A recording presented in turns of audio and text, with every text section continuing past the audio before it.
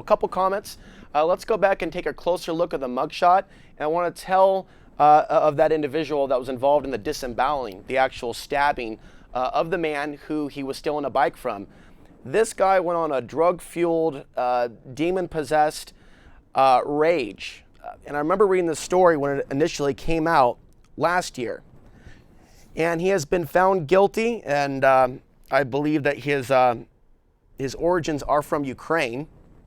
Looking deeper at his last name, not that it has anything to do with the crime, but just to highlight that there is a crime epidemic with a lot of people that have been born here and also immigrants here in Portland and outer Southeast. And it's kind of been that way for years. There's a hardcore criminal element in outer Southeast. And I would also say that I feel there's a demon portal, that there's something strange around the area of 136th and Powell, 139th and Powell, 122nd and Powell. There's a lot of different stories that I've read over the years involving rape, sexual assault, gang beatdowns, stabbings, domestic violence. And even though we see these problems throughout our world, throughout our nation, throughout our city, I've noticed throughout my time here as a Portland native that there's a pretty high concentration of certain types of crimes in a certain part of Portland. I don't believe that meth manufacturing or meth use is the root of that problem. I believe that those are simply symptoms.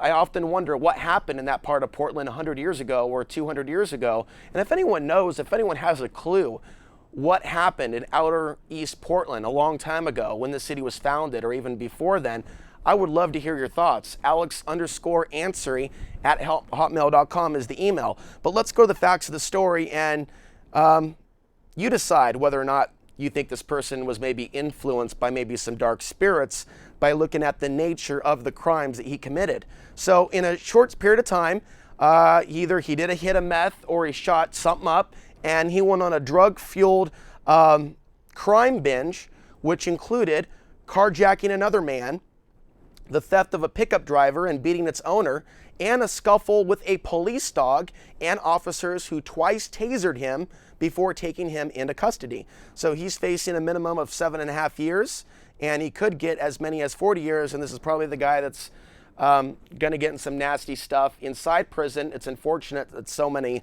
young men in prison get longer sentences by having to defend themselves, which in some cases involves shanking someone that's coming after you that either is going to kill you or rape you.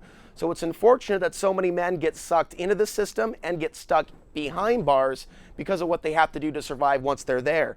So there's many travesties in looking at how some young men in our community and in our nation and on our planet end up in some of these prisons, and in some cases end up there for life.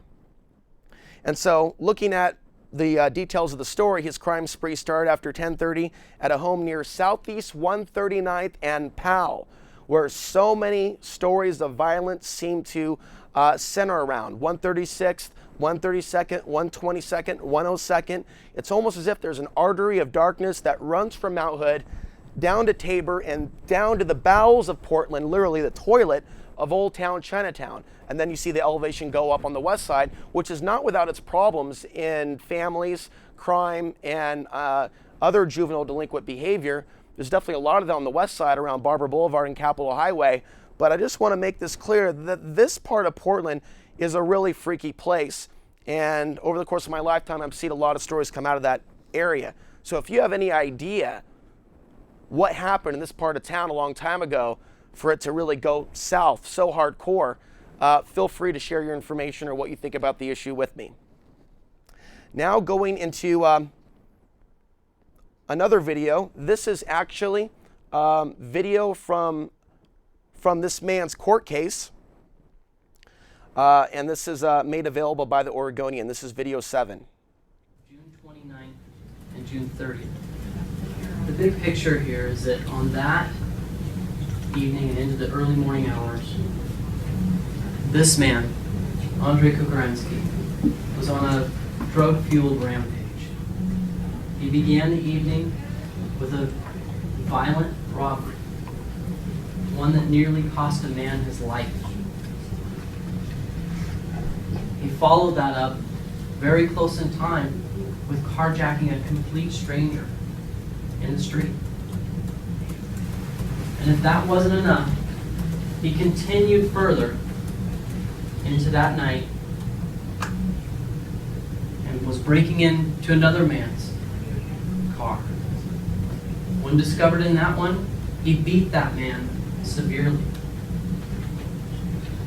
If that wasn't enough, he continued on. And he Police finally continued caught on up with him. to He still rape a wouldn't couch. stop.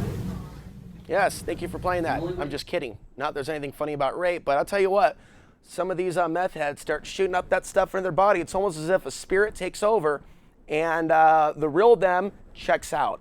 And so that's something that I've always suspected about meth use for years, that when people start seeing shadow people start thinking people are after them, they're not entirely hallucinating. They're tapped into another dimension to where those entities are attracted to them. And this is also the case for women that are involved in sex work in Portland, involved in that world, that industry. Anytime you have violence, drugs, and lust, not love, but lust, all mixed together, very interesting, very dark energies can be detected, at least I feel it. Now, without further ado, meanwhile in downtown Portland, video number 8. Get our up on this motherfucker! Why don't you take it on one side and bring it on over here to the world champion! You're a geek! The world champion, You are a Ric geek. Flair! Woo! Yeah! You wicked scumbag! You're a wicked scumbag, that's what you are!